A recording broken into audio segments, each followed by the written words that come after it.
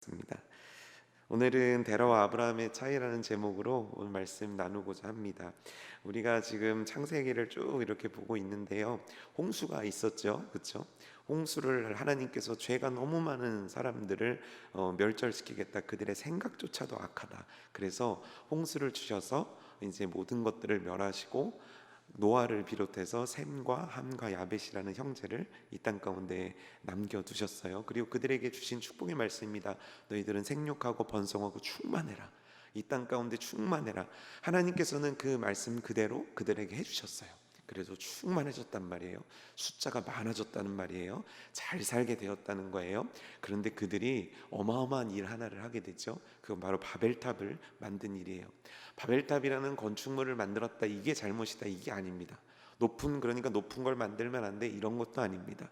그들이 모든 힘을 다 쏟아서 무엇을 했는가? 왜 그 힘을 쏟아서 그걸 만들었는가? 하나님과 반대편에 서서 하나님이 원치 않는 일들을 했다는 거예요. 모두가 힘을 합쳐서 하나님이 원치 않은 일을 한 거예요. 죄지요.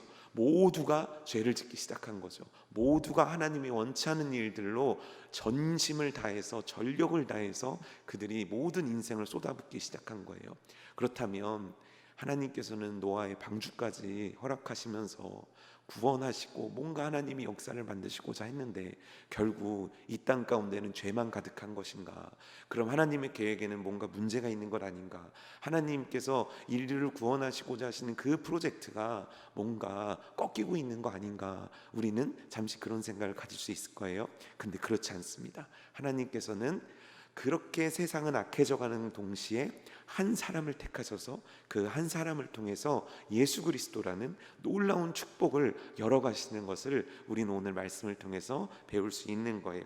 먼저 그 첫 번째 그 시작을 한번 배워보도록 하겠습니다. 우리 31절 말씀부터 한번 읽어볼까요? 다시요. 시작.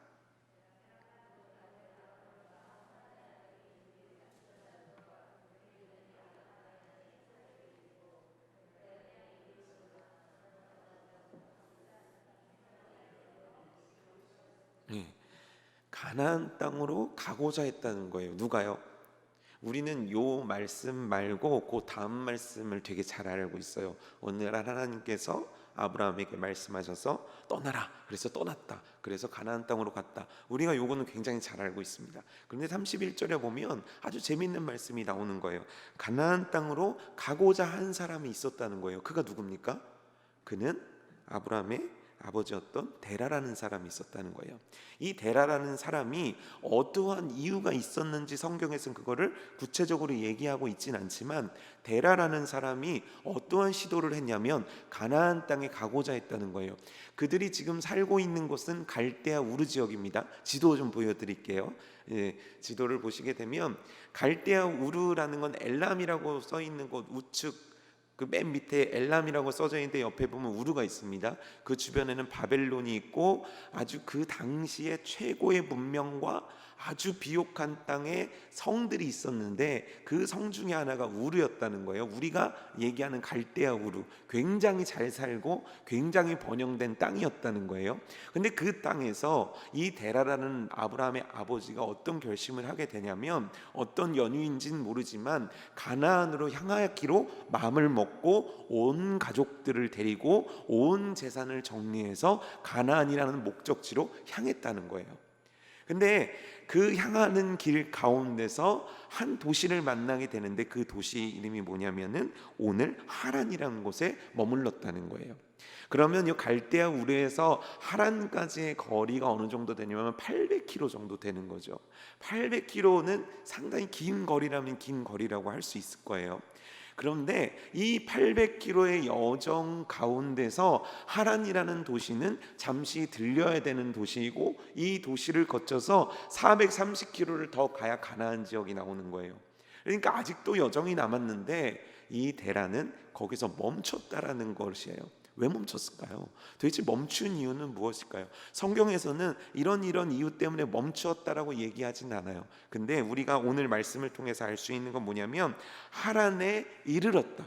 그러니까 가는 길이니까 하란에 이르긴 이르렀다. 그때까지 마음은 가나안 땅에 가고자 하는 마음이 있었다라는 거예요. 근데 하란에 이르렀고 거기서 어떤 선택을 했냐? 거하였다. 이 거하다가 뭡니까? 살았다, 머물렀다. 5절에 보면은 이런 말씀이 있어요. 아브라함이 그의 아내 사레와 롯가족과 하란에서 모은 모든 소유와 얻은 사람들을 이끌고, 하란에서 모은 모든 소유와 얻은 사람들을 이끌고라고 나와 있습니다. 뭐냐면 하란에서 소유를 모았다라는 거고, 하란에서 얻은 사람들이 있었다는 거예요.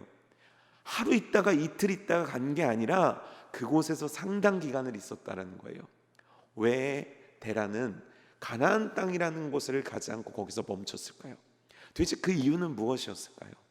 도대체 왜 데라는 어떤 이유인지 성경에서 구체적으로 얘기하고 있지 않지만, 그가 우상을 섬기고 있었던 갈대아 우르, 달의 여신을 섬기고 있던 그 지역을 떠나서 가나안 땅으로 가고자 했는데 왜 멈췄을까요? 그러면 질문을 조금만 바꿔서 이렇게 해볼게요. 데라는 순종을 한 겁니까? 안 한 겁니까? 데라는 그래도 하란까지 갔잖아요.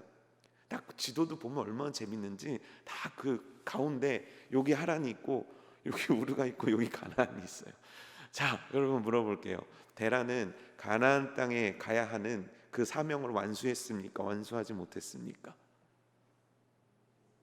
완수한 겁니까? 완수하지 못한 겁니까? 그래도 절반은 온 거 아닙니까? 거리상으로 약 1230km에서 800km 정도 왔으면 한 3분의 2 정도는 오케이, 그러니까 3분의 2 정도는 인정해 줄 만한 거 아닙니까? 데라는 합격입니까? 불합격입니까? 데라는 사명을 완수한 인생입니까? 완수하지 못한 인생입니까?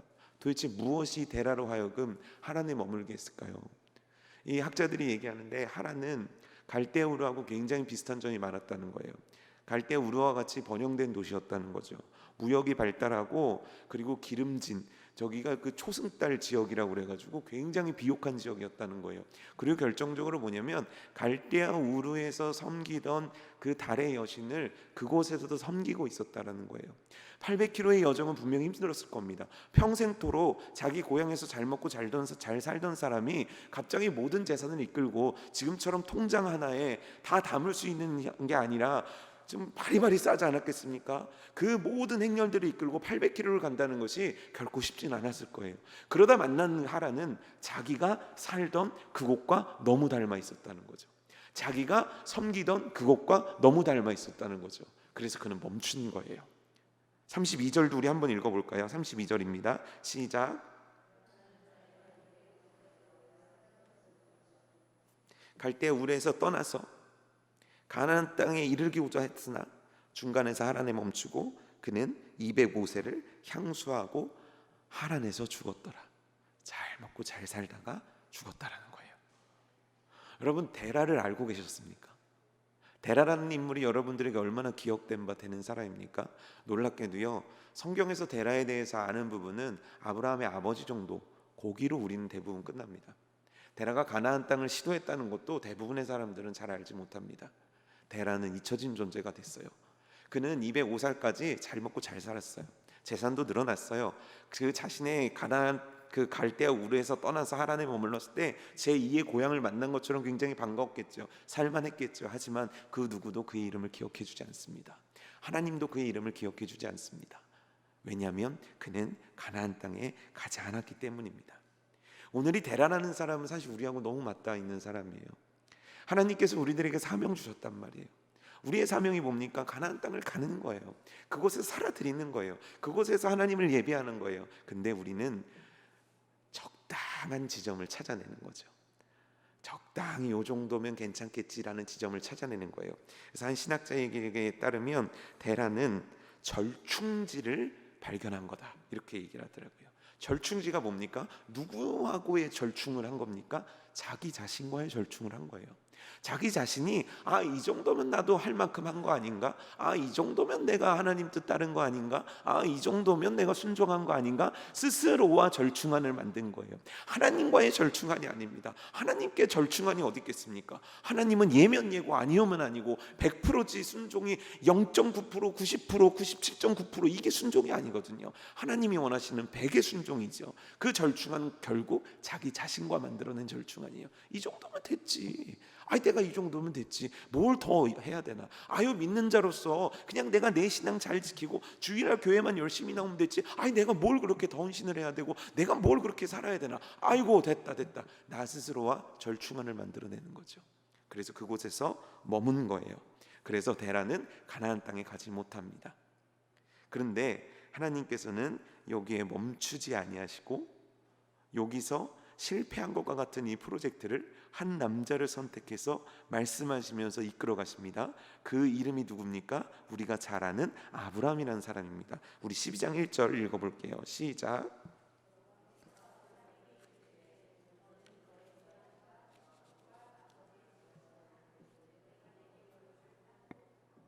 여호와께서 아브라함에게 말씀하십니다. 이 데라에게는 세 아들이 있었어요. 아브람, 나홀, 하란이라는 아들이 있었죠. 이 세 아들이 있었습니다. 근데 우리가 그 하란은 이제 나중에 보면 이제 창세기 이후 24장쯤에 이제 하란이라는 이름이 나오는데 아버지 데라가 떠난 다음에 갈대아우르 해서 메소포타미아 지역으로 갔다라고 하고요. 이 롯의 하란은 죽었고 나홀은 이제 그 메소포타미아 지역으로 간 거예요. 그래서 지금 조카 롯과 아브람과 사라와 이렇게 지금 현재 그 하란이란 곳에 머물고 있는 거죠. 근데 이 아브람이란 이름의 뜻이 참 재밌더라고요. 여러분 아브람이란 이름 뜻 알고 계십니까? 이 뜻이 뭐냐면 고귀한 아버지라는 뜻이에요. 고귀한 아버지. 아버지가 그 아들을 낳았어요. 그리고 이름을 지어줬어요. 너는 고귀한 아버지가 되라. 이 이름이 걸맞게 살고 있습니까? 아브람이? 아브람에게는요 자녀가 없습니다. 근데 이 당시 사례가 아이가 없었다 이 의미는 뭐냐면 자녀가 신의 은총이라고 상징되던데요. 그러니까 신이 사랑해서 선물로 준 게 자녀라는 거죠. 그 당시 세계관 속에서요. 근데 내가 아이를 낳지 못한다는 건 뭐냐면 신에게 사랑받지 못하고 있다는 뜻이에요. 신에게 인정받지 못하고 있다는 뜻이고 신에게 버림받은 여자라는 뜻이에요. 아브람은 이름이 고귀한 아버지라는 뜻이에요. 근데 아내가 아이를 낳지 못해요. 신에게 저주받았다고 사람들한테 평가받으면서 지금까지 살아왔어요. 그는 고귀한은 어떻게 만들지 몰라도 아버지는 만들어내지 못하는 인생이에요. 뭐냐면 결핍된 인생이에요. 뭔가 하나님한테 미션을 받기에는 부족해도 한없이 부족한 사람이에요. 뭐를 이뤄낼 만한 건덕지가 없는 사람이에요. 이제 그가 가나안 땅을 향해서 떠나는 나이가 75세라고 나오게 되는데 75세까지 아이들이 없는 고귀한 아버지라는 그 이름에 걸맞지 못한 인생을 살아가는 것이고 그의 결론 역시 고귀한 아버지가 될 수가 없는 거예요. 왜냐하면 그의 아내가 아이를 낳지 못하기 때문에요. 그런데 그 아브라함에게 오늘 하나님은 말씀하고 계시다는 거죠. 인생에 있어서 성공했냐? 성공했다고 얘기할 수 없어요. 아브라함은 너 대단한 걸 이뤄냈냐? 이뤄낸 게 없어요. 아무것도 없는 인생이에요. 실패한 인생입니다. 결코 채워질 수 없는 부분이 구멍난 인생입니다. 그런데 오늘 그 인생에 대해서 하나님께서 말씀하신다는 거예요. 하나님께서 뭐라고 말씀하시냐? 이르시되, 명령하시다라는 거예요. 이르시되. 그런데 이 이르시되라는 뜻엔 또 어떤 의미가 표현이면 약속한다. 내가 약속한다. 내가 약속한다는 뜻이 있어요. 내가 약속한다. 너는 너의 본토 친척 아비 집을 떠나라. 그리고 내가 내게 지시할 땅으로 가라. 떠나라. 지시한다. 가라. 이겁니다. 근데 이 말이 얼마나 재밌냐면 너는 너의 본토 친척 아비 집을 떠나라. 이 뜻이 뭐냐면요. 너는 누가 내 뒤에 남든지 상관 말고 너를 위해 떠나라 이거예요. 쉽게 얘기하면 뭐냐면 너가 육신에 속한 그 땅에서 떠나라. 너와 연관된 모든 것들을 끊고 떠나라는 거예요. 너가 지금 연결 갖고 있는 너의 친구들을 떠나라. 그 문화를 떠나라. 그 세계를 떠나라. 너의 장래와 너의 모든 것들을 책임져 줄 거라고 생각했던 그 모든 것들로부터 떠나라는 거예요. 하나님께서 아브라함에게 말씀하시는 게 떠나라는 거예요. 너는 떠나라. 완벽하게 떠나라. 칼같이 끊고 떠나라. 어디를 향해 떠납니까? 내가 내게 지시하니 아닙니다. 지시할. 그 미래 이게 미래 진행. 하여간 무슨 시제래요 이게. 이게 뭐냐면 내가 너에게 지시할 땅, 지시한 땅이면 좋은데 앞으로 지시할 거야 내가. 그러니까 너는 그 땅을 향해 가라라는 뜻이에요. 이게 얼마나 말이 안 됩니까? 어느 땅을 가야 됩니까? 지시한 땅으로 가야 되죠. 당연히 아는 땅으로 가야 되죠. 정확한 목적지가 있어야 되지 않습니까? 근데 하나님께서는 끊어라, 다 끊어라, 다 버려라, 다 칼같이 다 버려두고 너는 떠나야 된다. 뒤도 돌아보지 말고 떠나야 된다. 어디로요? 지시할 땅. 그냥 무조건 먼저 떠나라는 거예요. 그럼 내가 일러주겠다는 거예요. 내가 그러면 너한테 말해주겠다는 거예요. 그럼 내가 너한테 보여주겠다는 거예요. 이거 떠나야 됩니까 말아야 됩니까?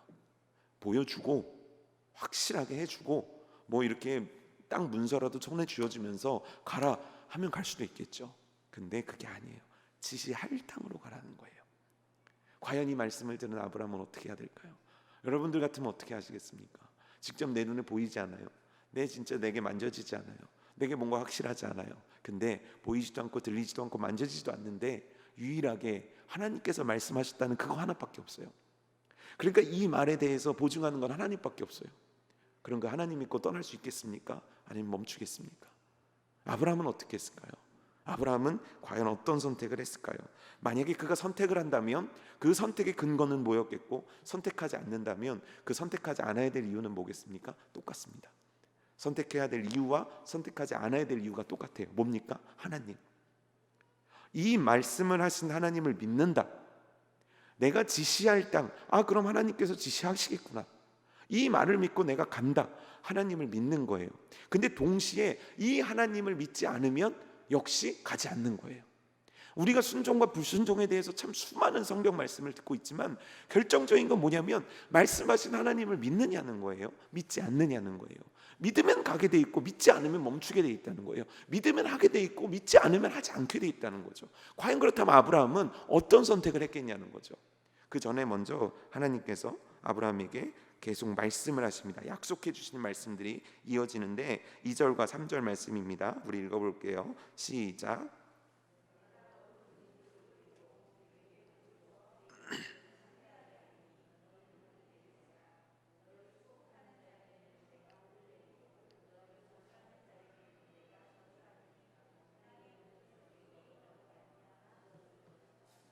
네, 하나하나 볼게요.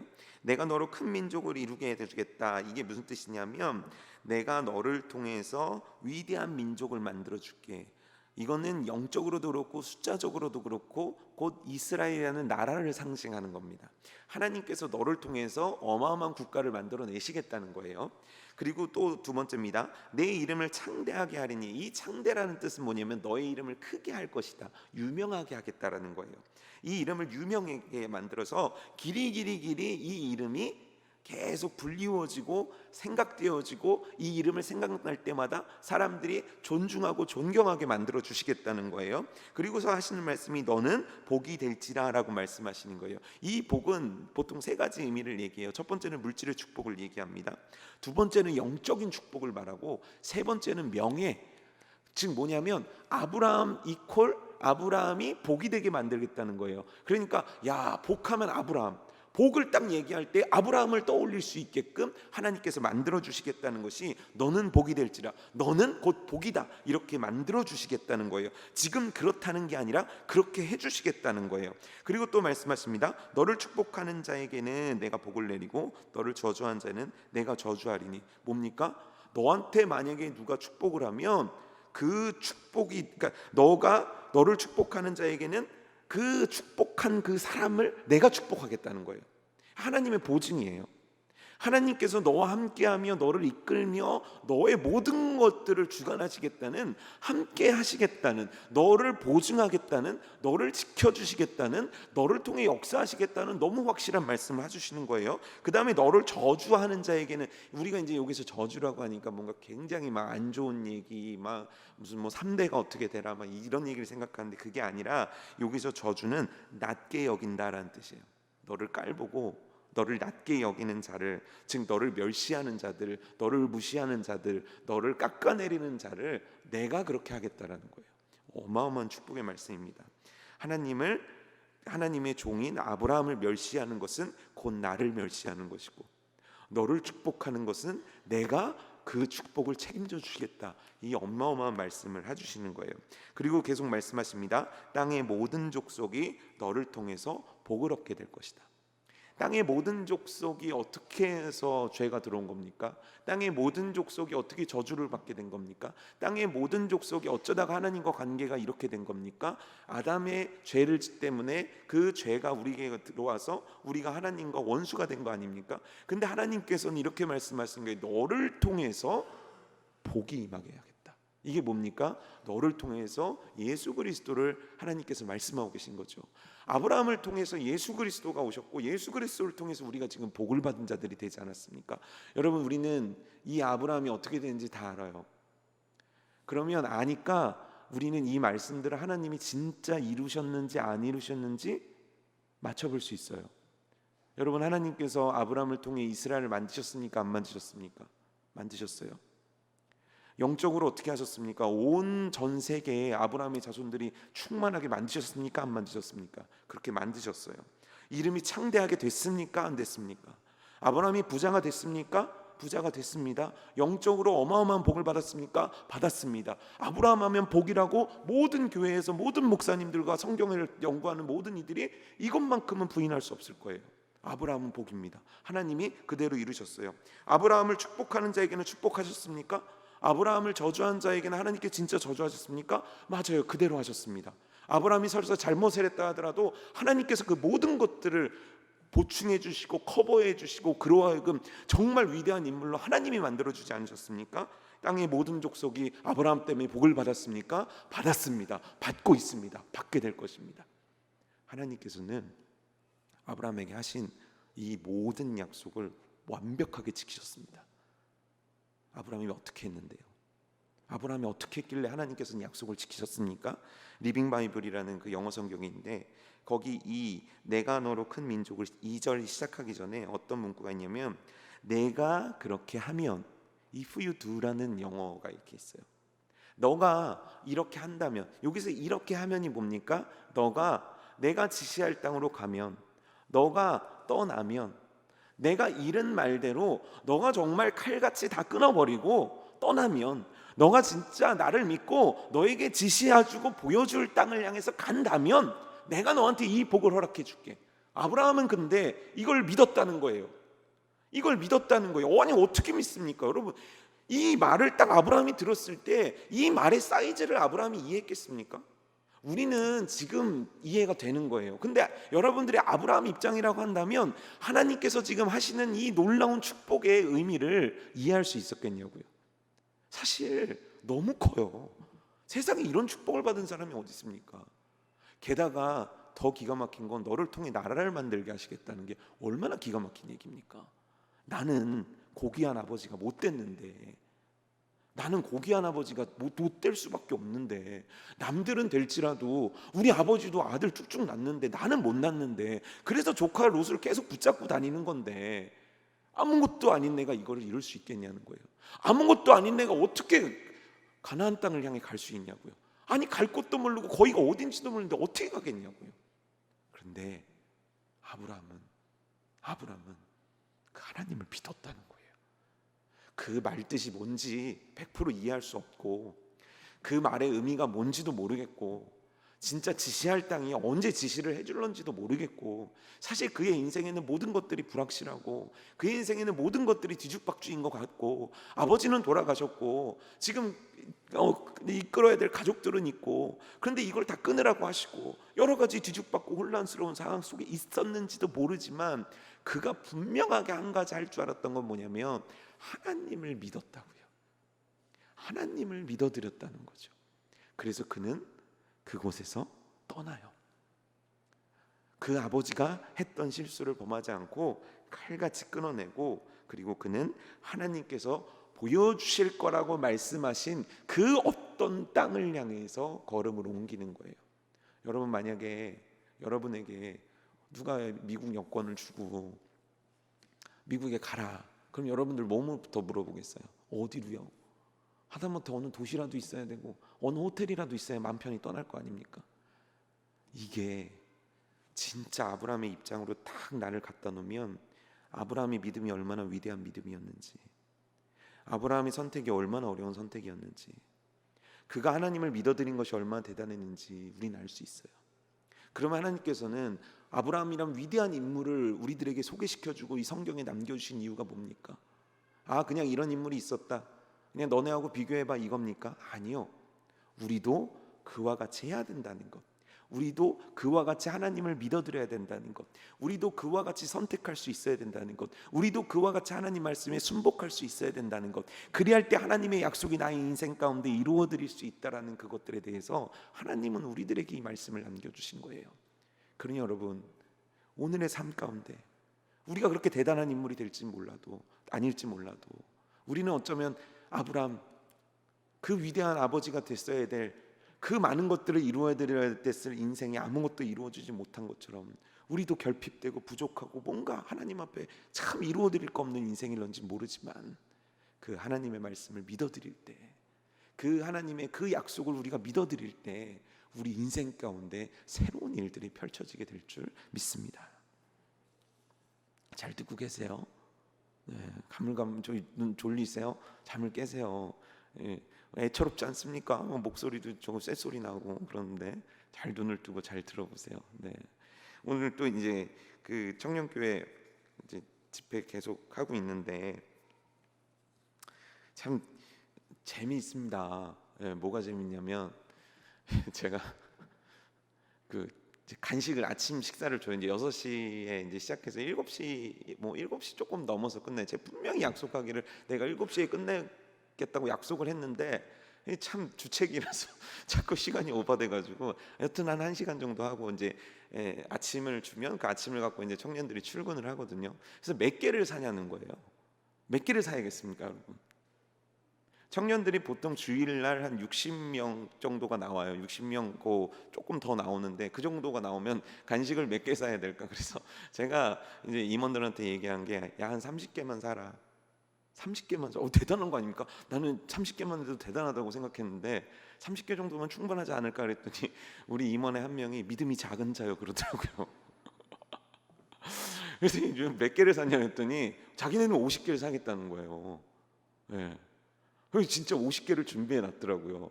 근데 제 믿음보다 그 아이들의 믿음이 훨씬 낫습니다. 지금 한 45명? 뭐 여기서 왔다 갔다 이제 이렇게 나와요. 그래서 제 기도입니다. 하나님이 간식이 모자라서 제가 못 먹게 해주세요. 기도인데 하나님께서 응답을 빨리 해줘야 될 텐데 이제 이틀 남았거든요. 근데 이렇게 청년들 이렇게 하는 거 보니까 옛날 생각나더라고요. 옛날 청년 때 막 새벽 예배 다니던 그 생각이 나면서 한편으로는 이걸 괜히 했다 싶었거든요. 왜냐면 이제 제가 이제 막 힘들고 막 지치니까 이게 괜히 했다는, 왜 이 입이 문제일까? 왜냐면 제가 원래 계획했던 건 뭐냐면 새벽 예배를 드리자 했었어요. 그러니까 한 설교 한 10분 15분 하고 같이 기도하고 마무리하는 거였는데 어느 날 갑자기 강대성에서 제가 이번에는 새벽 예배가 아니라 이 새벽 부흥회를 하겠습니다. 제가 그래 버린 거거든요. 그러니까 이제 부흥회니까 뭔가 부흥회 모드로 가야 되니까 이제 목이 이렇게 된 거거든요. 뭔가 좀 열심히 또 해야 되지 않겠습니까? 부흥회니까. 그래서 이제 부흥회가 7번이 있는데 이제 저거 3번밖에 안 해서 이제 큰일인데, 요즘 그 부흥회를 하는데 옛날 생각이 너무 많이 나는 거예요. 청년 시기만 할 수 있잖아요. 청년 시기만 할 수 있는 헌신, 막 청년 시기만 그 할 수 있는 뜨거움이 정말 우리 가운데 막 넘쳐야 되지 않겠습니까? 그러면서 제가 한 얘기가 이거였어요. 그 제주도 가면 이제 백종원 씨 때문에 유명해진 돈가스 집이 있습니다. 근데 사람들이 비행기를 타고 가는 거예요. 세상에 비행기를 타고 가서 돈가스를 먹는 거죠. 근데 그 돈가스를 먹기 위해서 텐트를 치고 새벽부터 기다린다는 거예요. 세상에 그게 무슨 짓입니까? 여기 돈가스 집이 그렇게 많은데. 근데 그렇게 한다는 거예요. 왜냐하면 맛있어서. 너무 맛있대요. 그 돈가스를 꼭 먹어봐야 된다 그래서 텐트를 치고 거기서 야영하는 게 무슨 젊은이들의 유행이라고 그러더라고요. 그래서 제가 청년들한테 한 얘기가 뭐냐면, 돈가스 먹으려고 해도 그렇게 하는데 하나님을 위해서 우리는 무엇하고 있는가? 사람이 돈가스를 먹잖아요. 그럼 제가 충격적인 얘기 하나 해드릴까요? 크레미에서 치즈 돈가스를 먹어요. 특정 저거 가게를 언급하는 게 아니라 가까우니까 크레미에서 돈가스를 먹고 그 제주도에 있는 돈가스 집에서 돈가스를 먹어요. 그러면 여러분 진짜 신비로운 건 뭔지 아십니까? 그게 몇 시간 있으면 화장실에서 발견돼요. 그 돈가스를 먹을 때 기쁨이 얼마나 될까요? 그 돈가스를 먹을 때 기쁨, 그거요 10분이면 다 먹어요. 첫 입 그것만 감격스럽지 계속 먹다 보면 시중에서 파는 돈가스인지 이건지 몰라요. 아니 그게 맛이 없다는 게 아니라 우리들이 인생에서 즐길 수 있는 것들이 그것밖에 안 돼요. 근데 그 즐길 수 있는 것들을 위해서 모든 걸 쏟아붓는 거죠. 내 모든 것들을 쏟아붓는 거예요. 막 돈도 쏟아붓고 시간도 쏟아붓고 열정도 쏟아붓는 거죠. 그렇지만 정작 하나님을 위해서는 우리 인생에서 쏟아붓는 게 별로 없는 거예요. 진짜 생각 한번 해보면 내가 하나님을 위해서 언제 잠을 줄여봤을까? 내가 하나님을 위해서 언제 진짜 몸이 부서져라 일을 해봤을까? 내가 내 하나님을 위해서 도대체 무엇 해봤을까? 우리 신앙은 적당한 절충안을 찾는 대로와 같을지도 몰라요. 내가 먹는 것, 내가 입는 것, 내가 쓰는 것, 그 잠시의 즐거움을 위해서 내 인생을 갈아 넣을지 몰라도 하나님의 약속을 믿고 그 약속대로 가나안 땅에 들어가서 그 가나안 땅에서 하나님을 예배하며 살아드리는 그 사명에 대해서는 우리는 너무 무관심하고 너무 투자하지 않고 그것에 대한 열정도 하나님 앞에 보여드리지 못하고 살아가는 거죠. 데라가 그랬어요. 그렇다면 아브라함은 어떻게 됐을까요? 이제 보세요. 75세가 됐습니다. 우리 4절 말씀 읽어볼게요. 시작.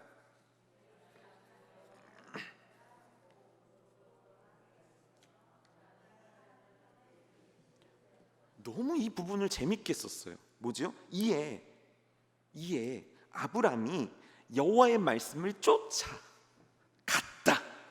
여호와의 말씀을 쫓아갔다. 누구를 쫓아갔고 무엇을 쫓아갔는가? 여호와의 말씀을 쫓아갔다.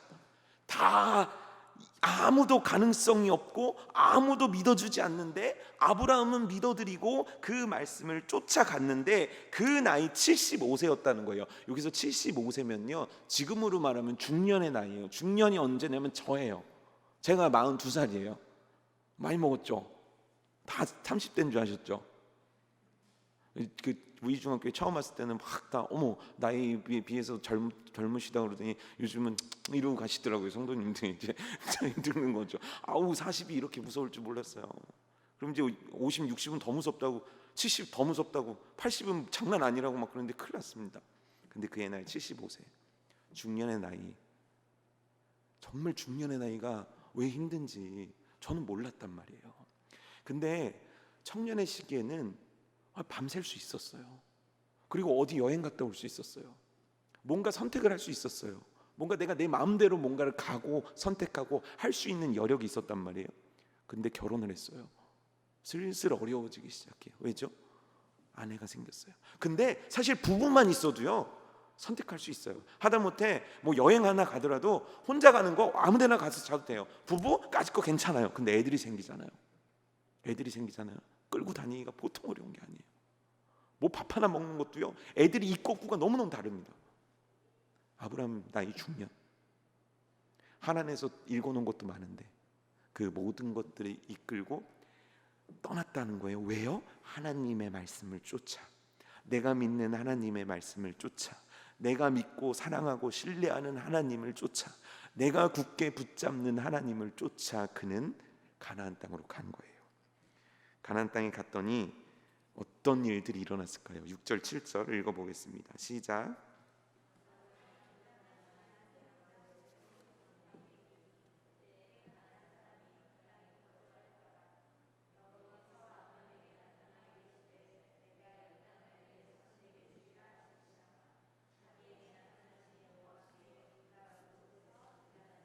네, 아브라함이 그 땅을 통과했다라고 해요.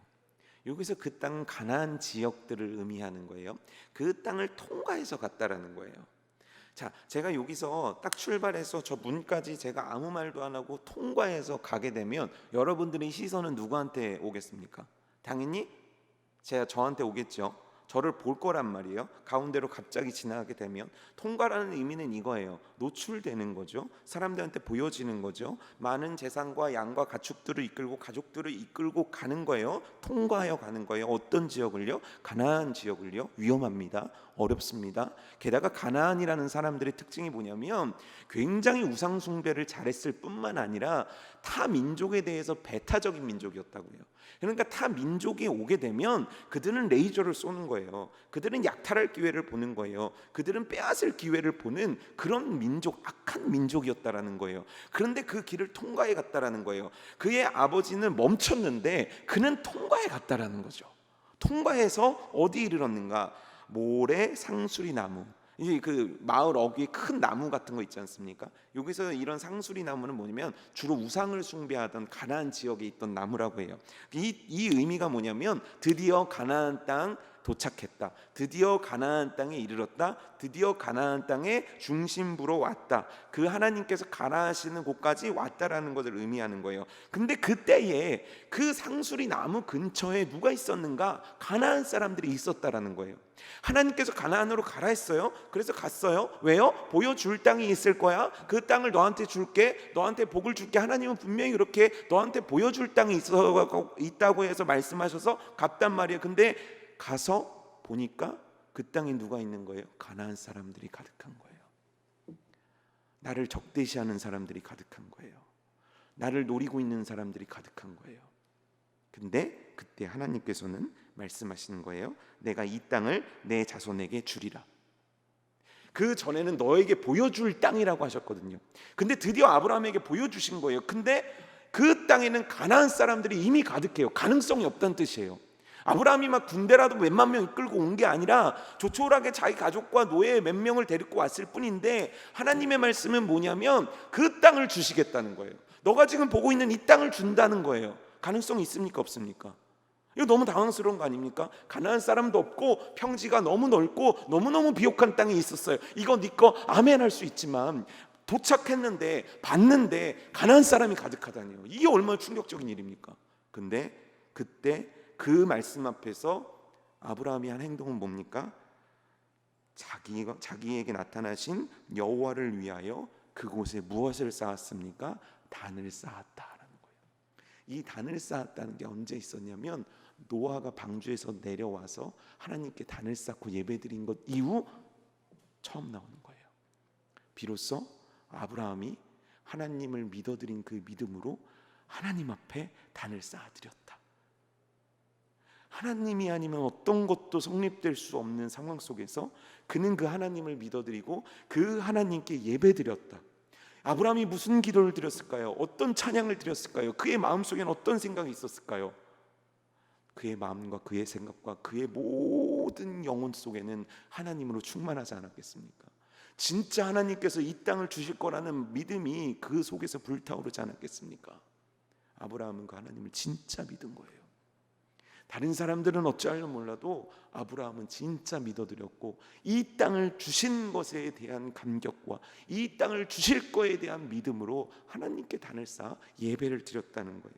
근데 이 예배가 어떻게 진행되는가? 우리 7절 9절 다시 한번 읽어보겠습니다. 7절에서 9절 읽어볼게요. 시작.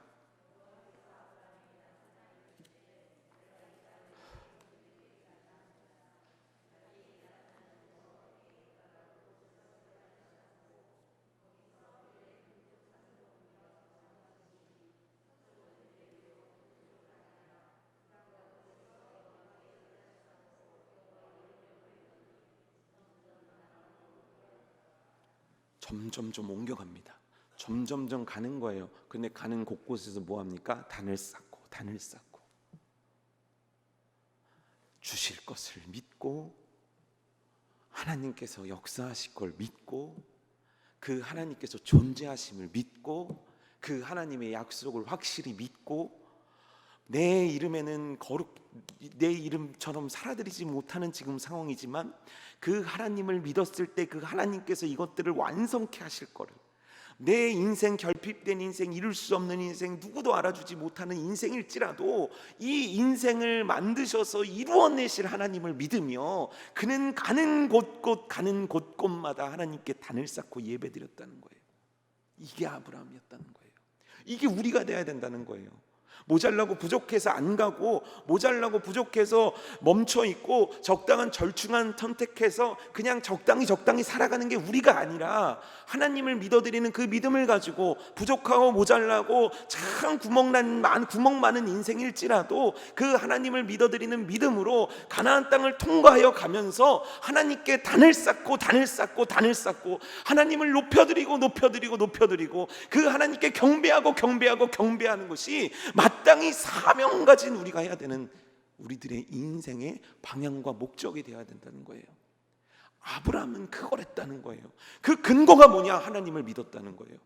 하나님께서 나에게 주신 이 말씀을 반드시 이루신다라는 믿음이 그에게 있었다라는 것이고, 그 믿음에 대한 응답으로 그는 단을 쌓고 단을 쌓고 단을 쌓는 인생을 하나님 앞에 올려드렸다는 겁니다. 여러분, 우리는 사명 가진 자입니다. 하나님의 뜻대로 이 세상 가운데 단을 쌓으며 살아가야 될 사명 붙잡은 사람들입니다. 혹시 어딘가에 머물러 계신 거 아닙니까? 적당한 절충안을 마련해 놓고 그곳에 혹시 숨어 계신 건 아닙니까? 통과하기가 두려우신 건 아닙니까?